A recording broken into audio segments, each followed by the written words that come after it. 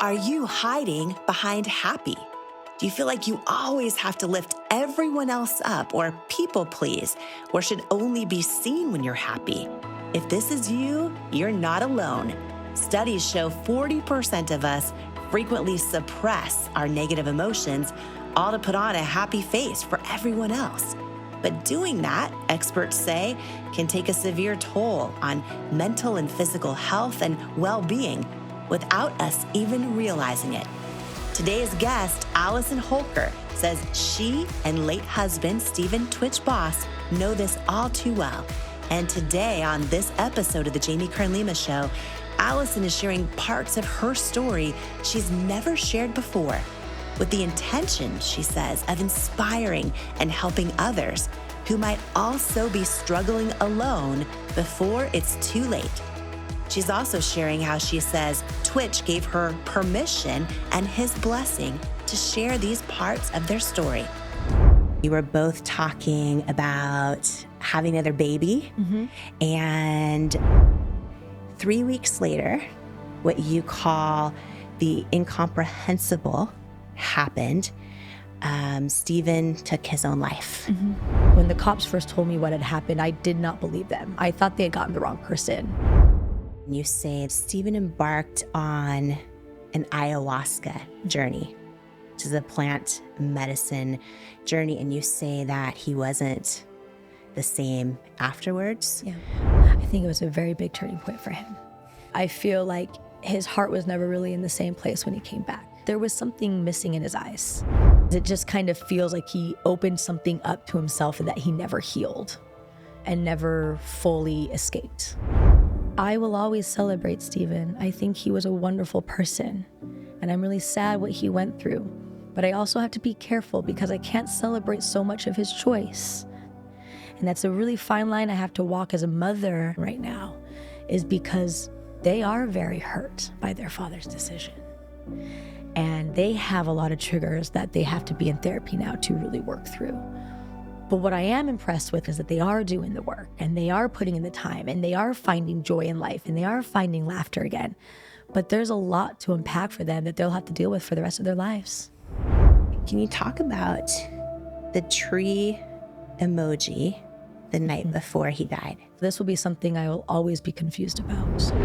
We had so much trust in our relationship that we never had ever had locations on our phones. I had never even looked at his phone. I don't even know what his codes are. I don't know any of his passwords. I don't have a bank account shared with him. I never had. I wouldn't even know how to look at anything. Like, that's how much in our relationship was just like, if he told me something, I just believed it. And so when the cops were asking me all these questions, well, have you looked at his phone? Where is his locations? Have you looked at his bank accounts? I was like, I don't have access to any of it. On the third day after he passed, you were cuddling your daughter Zaya, and you say Stephen paid you a visit. Yeah. And said, I'm so sorry. And I love you so much. I'm sorry. And Stephen's face faded away. I felt a lot more settled. I wasn't fully healed or anything like that, but I felt settled that he was watching over us and looking out for us. And do you know and believe with 1,000,000% certainty that was him? Yes. There's been moments of Stephen visiting both Wesley and I multiple times. He still visits us and still talks with us. When he comes to you or speaks to you or visits, have you ever asked him why? I have. Have you talked to God about this? I know a lot of people, when they experience death, they question God. But this wasn't God's choice. This wasn't God's doing. He still wraps his arms around us, and he still supports us. And he still sees us, and he still sees my children. You share that Stephen gave his blessing for you to share all these parts. I think he's really proud of my children. And I do think he's proud of me. He's told me he is. And he wanted me to do this. I was so scared that, is this the right choice? Because I hope people read the messaging of what I really want this to be. Yeah. And he told me to move forward with it. It sent shockwaves through the world. Yes. Because millions of people every day were turning to you, to Twitch for joy. He was known for his just unremitting positivity, for lifting the spirits of so many people every day. Stephen would be Stephen with our family, and then he'd be Twitch for the people. Stephen at home was extremely introverted, and Twitch to the people was extremely extroverted. And what I've come to now learn about him is that those things can exist and be real, but sometimes I think he masked his lows when he was maybe dealing with his depression as Stephen. I think I always grew up thinking that if I just power through, and same for him, like if we wake up and we say our gratitude and we say our affirmations, and it really does pump you up. Yeah. That's why I'm saying I still do it to this day. And I see so much beauty behind it. And he was the same way. We had like dry erase markers, and we'd constantly be writing on our mirrors and writing stuff to each other to pump each other up. And, you know, if we were tired or sad, we'd be like, oh, let's go read this book together. Or let's listen to this podcast together. And we both loved that and generated so much of who we are from that. And I still do think there's so much beauty in it, but we didn't have the balance of it.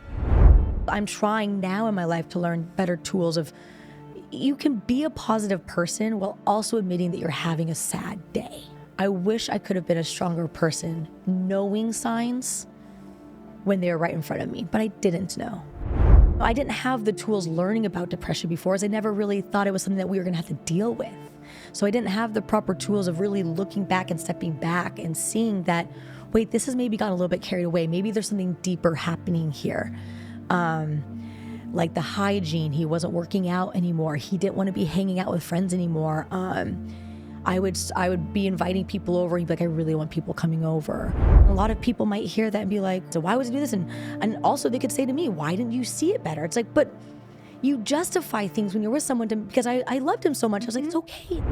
I sometimes think he doubted himself so much if he deserved that love because he was receiving so much of it that he thought he had to outpour it, just give it to as many people as I can. To make him almost convince himself maybe that would make him deserve the love. That, yeah, you have to learn for yourself to understand that you deserve so much love for who you are. And you don't have to earn any of it. You can just receive it and accept it, and that's enough. A lot of us have a hard time receiving love, or we'll give it right back. I do that all the time. We give it right back. Yeah. And you're saying he was so good at just giving it right all back, but he didn't keep any for himself when people would pour it into him. There's so many people listening right now and watching that have been through hard times, that have dealt with loss, with struggle, that are on their healing journey, that are looking for inspiration to give themselves permission to laugh again, and to love again, and to feel joy again, and to feel fully alive again. I am the best version of myself that I've ever been. I'm a stronger version of myself. I'm a happier version of myself. And it's because I can honestly look back on my life and say that I have left it and lived it through integrity and honesty, authenticity. And I have carried my beautiful children with me, lifting them up, having honest conversations with them, still seeing the beauty of life no matter what is thrown my way. And I'm really proud of that. Be the mirror and visualize a mirror in front of you, because all the naysayers, all the hate, all the words, all the questions coming in at you are people doubting themselves and putting it on you. So that also helps.